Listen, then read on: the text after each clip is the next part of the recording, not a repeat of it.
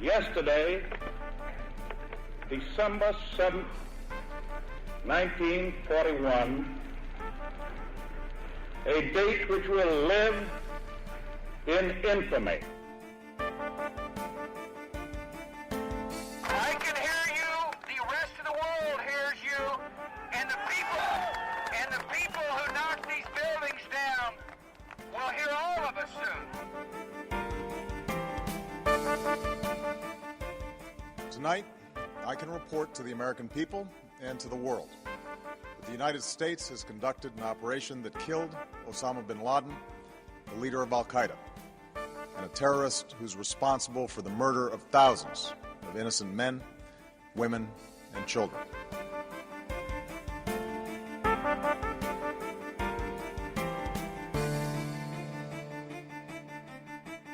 Welcome to this week's General Quarters Podcast. We're glad to have you with us.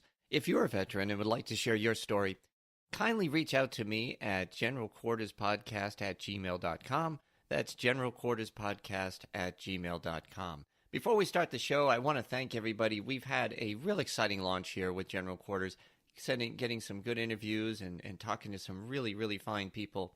But what I've really appreciate is the feedback I've been getting both on Facebook and Twitter.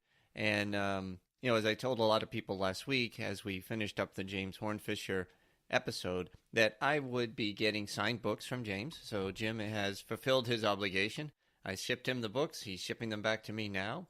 And the folks that were able to provide us some good feedback on iTunes, I want to thank Chris at TrekFam LV, 71st in Command, and Zulu Whiskey Foxtrot 486 for the very nice comments that we got there on the iTunes ratings.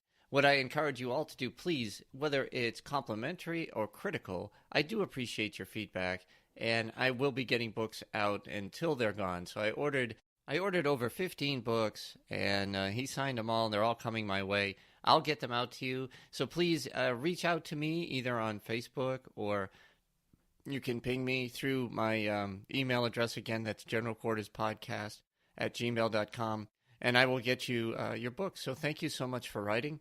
In this week's episode, we go in a different direction. We've been pretty Navy heavy since we started, and I guess that's kind of where General Quarters comes from. But this is meant to be an all-inclusive, all-services podcast where we learn from the experience of our fellow warriors that have answered the call. And this week, I have the privilege of speaking to Richard Marquez. Now, Richard works with me on the Trek FM network. I've known him for a few years now.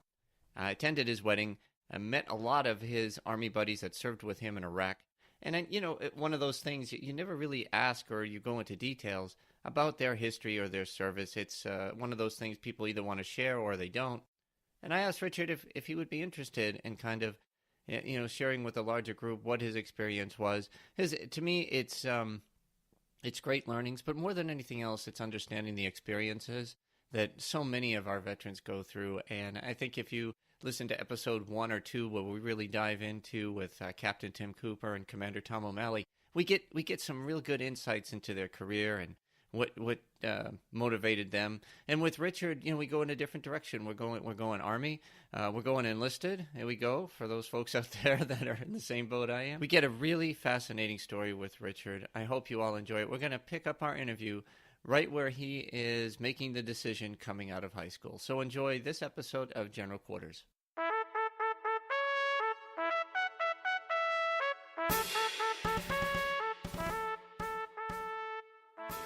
So my senior year, I actually wasn't planning on going to the military. I actually was going to go to UNC, University of Northern Colorado, and because I received a scholarship. But for some reason, I don't remember exactly the reason why.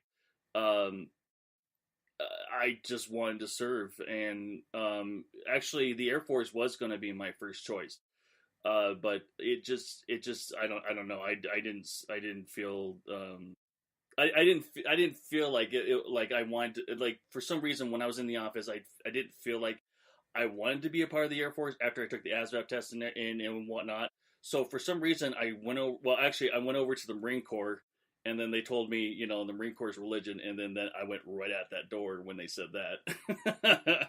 But yeah, I decided I looked at the Army, and I don't know. It's just for some reason I absolutely love the idea of just being in the Army because some of the guys I was talking to. I mean, I had a great time talking to them.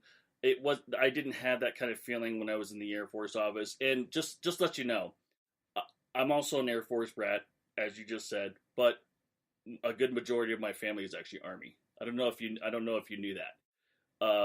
I had two uncles that were both in Desert Storm, and then my step grandfather was actually a paratrooper. I want to say he was in Vietnam.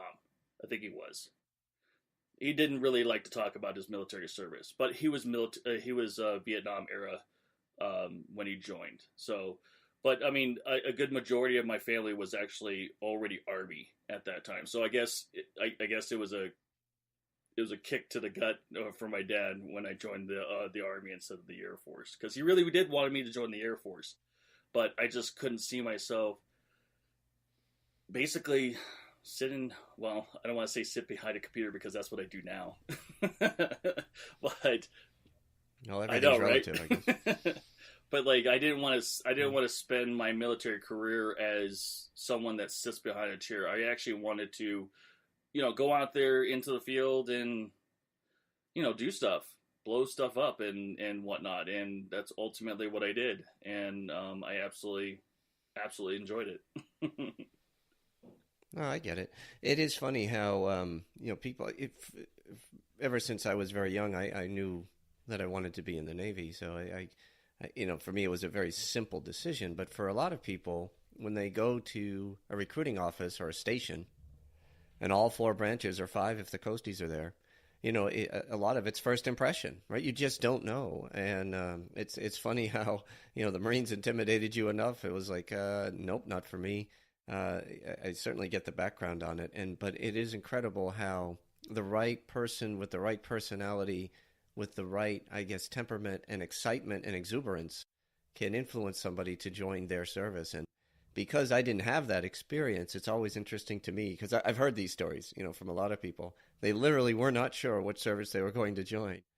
And it all came down to the recruiters who are obviously, in many cases very well trained on how to pull people in. But it looks like they just hit on exactly what you wanted to do and where you wanted to go. And as a young man coming out of high school too, there is that, there's a lot of testosterone. There's a lot of energy to burn. So I can certainly see why the Army would be appealing. So you enlisted in the Army. How long after high school till you were in boot camp? I graduated in May or late May. So, and I didn't. So I went in July 15th, 16th, somewhere around there of 2001. So yeah, about a month and a half. I waited before actually. That was the earliest date, because when I joined up, it was maybe about April.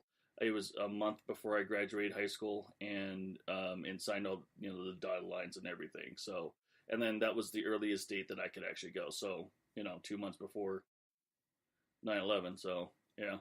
When you signed up for the Army, what was the MOS that you were signing up for? Initially, I was going to go for Cav Scout and basically recon for armored units, but I really wanted to do what my step grandfather did, as well as both my uncles did, which was I wanted to paratroop. I wanted to parachute, and being a Cav Scout, you can't be a parachutist because obviously there's no use for it apparently, but there's as far as I was told, they told me that I couldn't be a paratrooper and also a Cav Scout at the same time. Or if I did, it would be a school that I would just use once, like a five-time jumper. I don't want to say the other word, but a 5-time jumper, and that would be it. I would never parachute again because I'm a Cav Scout, but so instead of wasting my time with that, I actually decided to go with 54 Bravo, which is so NBC. Nobody cares. Yeah. Well, that's it's funny. I always want to shake my head and kind of cock my head sideways when somebody says they want to get into NBC or, because there's a lot of units within the service that deal with that. And in fact, the folks that I know the best that were dealing with it of all services came from the Coast Guard.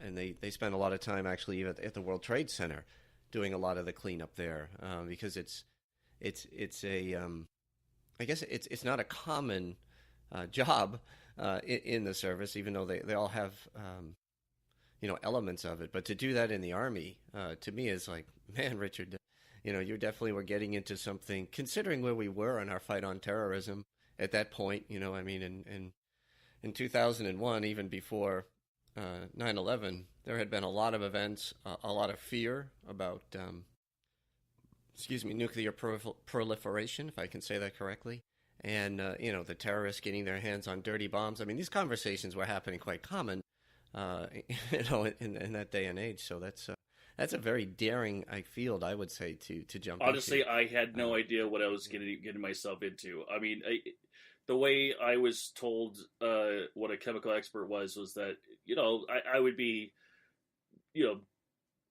deconning vehicles and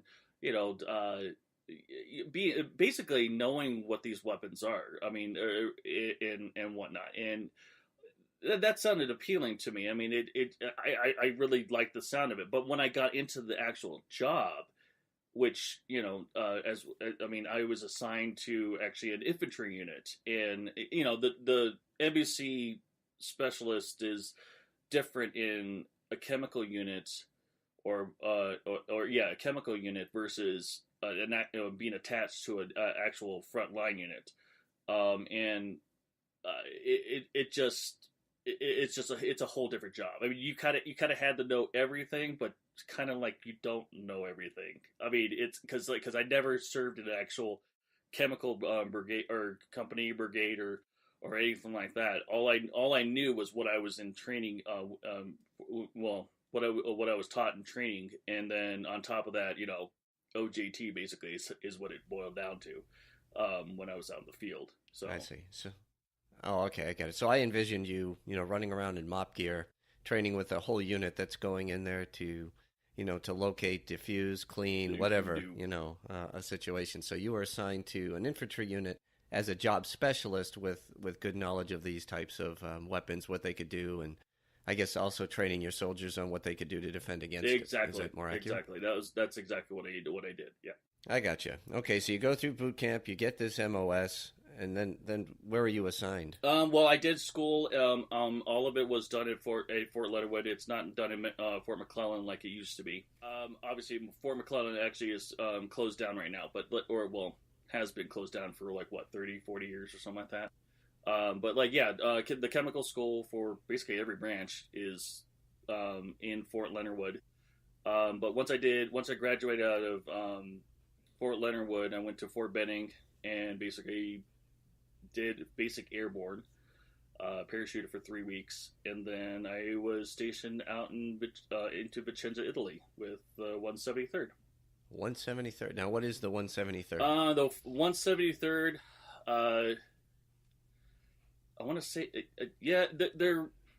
the mission statement is that they're the quick reaction force for Europe and Africa area.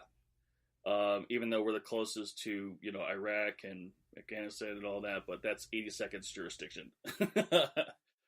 Yeah, so any issues or problems that arises, we would more than likely be the first unit to be deployed out there. Thankfully, there were no. There was a few incidences, but by the time we were all ready and ready to jump into the area, it was already taken care of by Green Berets or French Foreign Legion, I think was the other one, and pretty much, or it died down, or for some reason. But yeah, I see. So you'd spin up, get on alert, everybody would assemble, and then eventually they draw you Right, back down exactly. again. If they needed us. I mean, that